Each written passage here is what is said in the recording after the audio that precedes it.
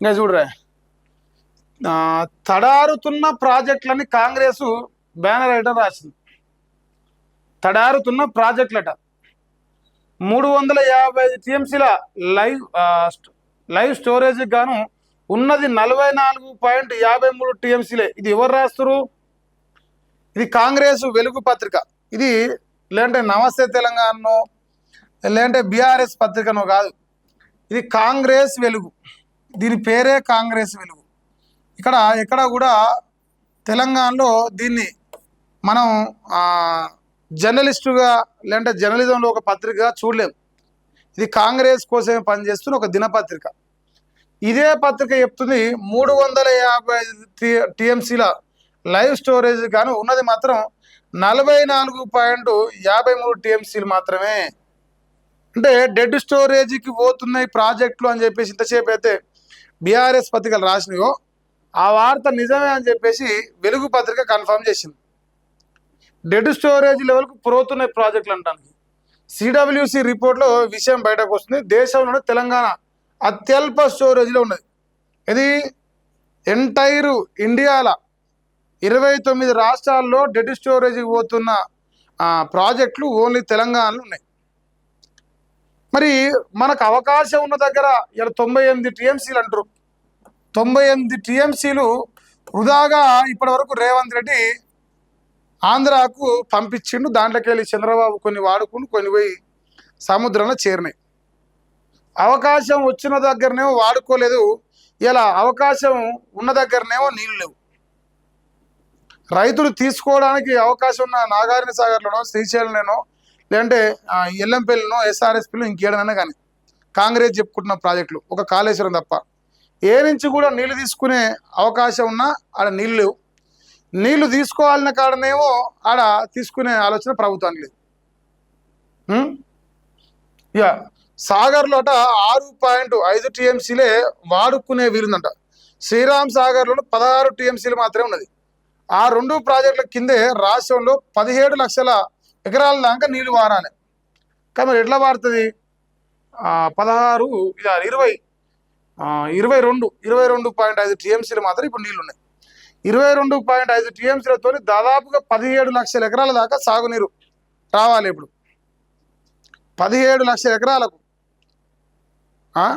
100 టీఎంసీలు ఉదాగా పోతున్నాయి. 100 టీఎంసీలు అవి మాత్రం ప్రభుత్వానికి సోయలేదు. అట్లీస్ట్ వాటి ఒడిసి పట్టుకొని ప్రజలకు నీళ్ళు ఇద్దామని ఆలోచన లేదు.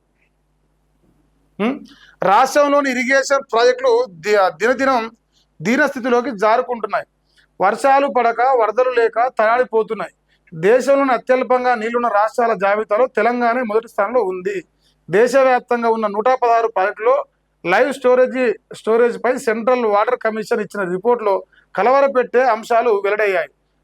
గత వారంతో పోలిస్తే ప్రాజెక్టులోని జలాలు గణనీయంగా పడిపోయాయి. రాష్ట్రంలో సిడబ్ల్యూసి 8 ప్రధాన ప్రాజెక్టులను మానిటర్ చేస్తుంది. నాగార్జున సాగరు, శ్రీరామ్ సాగరు, జూరాల, కడియం, లోయర్ మానేరు, నిజాం సాగరు, సింగూరు, మూసీ ప్రాజెక్టుల డేటానే సిడబ్ల్యూసి పరిగణలోకి తీసుకున్నది.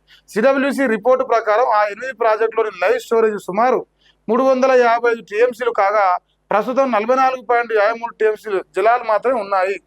అంటే లైవ్ స్టోరేజ్లో ఉన్న నీళ్లు దాదాపు 13%. ఇది దేశంలోనే అత్యల్ప లైవ్ స్టోరేజ్ అని సిడబ్ల్యూసి తన రిపోర్ట్లో వెల్లడించింది. గత వారం 48 టీఎంసీల జలాలు ఉండగా 3 టీఎంసీలకు పైగా నీళ్లు తగ్గింది. నేడు ఇదే సమయానికి 8 ప్రాజెక్టులో 106 టీఎంసీలు నీళ్లు ఉండగా ఇప్పుడు అందులో సగం కూడా ప్రాజెక్టులో లేకపోవడం పరిస్థితి తీవ్రతకు అద్దం పడుతుందని చెప్పేసి ఈ వార్తను రాస్తున్న పత్రిక ఈ కాంగ్రెస్ వెలుగు. ఈయన తెలంగాణ రాష్ట్రంలో మంత్రిగా ఉన్నాడు. మంత్రి గారి పత్రిక ఏమని రాస్తున్నది? కాంగ్రెస్ మంత్రి గారి పత్రిక చెప్తుంది తెలంగాణలో గతంలో ఇదే సమయానికి 100 టీఎంసీల పైన నీళ్లున్నాయి. ఇప్పుడు దాంట్లో సగం కూడా లేవు. డెడ్ స్టోరేజ్ లెవెల్లో ఎంటైర్ దేశంలో 116 ప్రాజెక్టులలో 166 ప్రాజెక్టులలో పోలిస్తే తెలంగాణలో ప్రాజెక్టులనే అత్యల్పంగా నీళ్లున్నాయి లైవ్ స్టోరేజ్లో. మరి ఇది ప్రభుత్వానికి ఏమన్నా సోయున్నదా? పోనీ ప్రభుత్వానికి ఏమైనా దిమాగ్తో ఆలోచన చేస్తున్నదా? ఒకవేళ మీరు ఆలోచన చేస్తే ఇప్పుడు నీళ్లు లేవురా లేవురా లేవురా అని దేశం మొత్తంలో ఉన్న సిడబ్ల్యూసి ప్రాజెక్టులన్నింటిలో చూసి చెప్తా ఉన్నది. మనమేమో అవకాశం ఉన్న కాళేశ్వరం నుంచి 100 టీఎంసీలు మా కొద్దురాబాయ్ అని చెప్పేసి గాలికి వదిలేసినాం. దానికి పెట్టే సాకేంది, కాళేశ్వరం ఊరిపోయింది, మేడిగడ 2 పిల్లర్లు కుంగిపోయినాయి అంతే. 2 పిల్లర్లను చూపించి 100 టీఎంసీల నీళ్లు రాష్ట్ర రైతాంగం వాడుకోకుండా చేస్తున్నాం. ఇది ఇంకా ఎన్ని రోజుల వరకు కంటిన్యూ, ఎన్ని రోజుల వరకు రాష్ట్ర రైతాంగం ఇట్లా మోసం చేస్తుంటారు. సో దయచేసి ప్రజలు కూడా, రైతాంగం కూడా ఆలోచన చేయరు. ప్రభుత్వం మీకు ఏం చెప్తున్నది? ఇప్పుడు రేవంత్ రెడ్డి గాయ చేసుకుంటే ప్రెస్ మీట్లు పెట్టి రిమోట్లు పట్టుకుంటే చూపించి మనం ముంచుతుండా, మనం లేపుతుండా? పోనీ ఇట్లా చూపించి మునగాలం అంటున్నావు కదా, మరి వేరే ప్రాజెక్టులలో మీ కాంగ్రెస్ కట్టిన ప్రాజెక్టులకు వెళ్ళి వాడుకుంటే 1,50,00,000 ఎకరాలు పండుతుంది అంటున్నావు కదా, మరి ఈ తాప వండుతుందా? ఈసారి వండే అవకాశం ఉందా అంత పంట? ఇప్పుడు రైతులకు రైతు బంధు లేదు, రుణమాఫీ లేదు, కరెంటు లేవు, గింజలు లేవు, యూరియా బస్తాలు లేవు, ఏం లేవు. నిండా ముంచు కూర్చున్న రైతాంగాన్ని.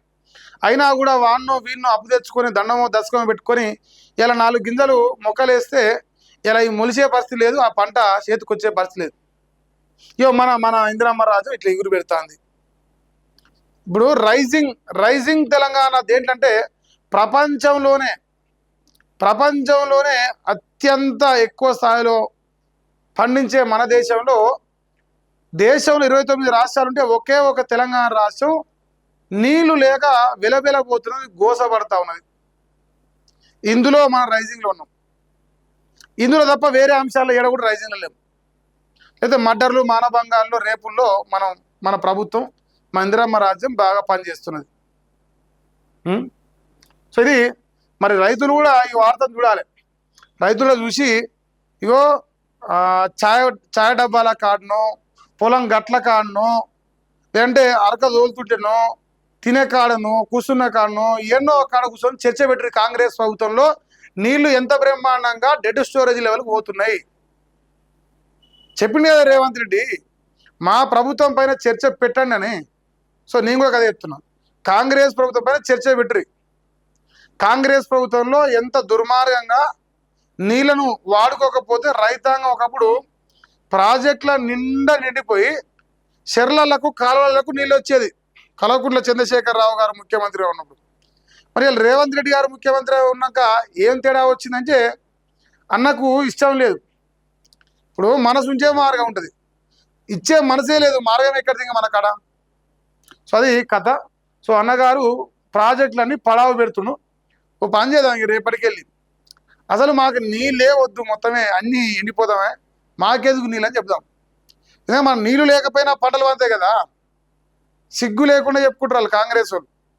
అసలు సుక్క నీళ్ళు లేకపోయినా 1,50,00,000 టన్నుల వరి ధాన్యం బంద్ అంటారు. చెప్పేదానికి మీకు లేకపోతే మరి ఇంకా మేమేం చేస్తాం?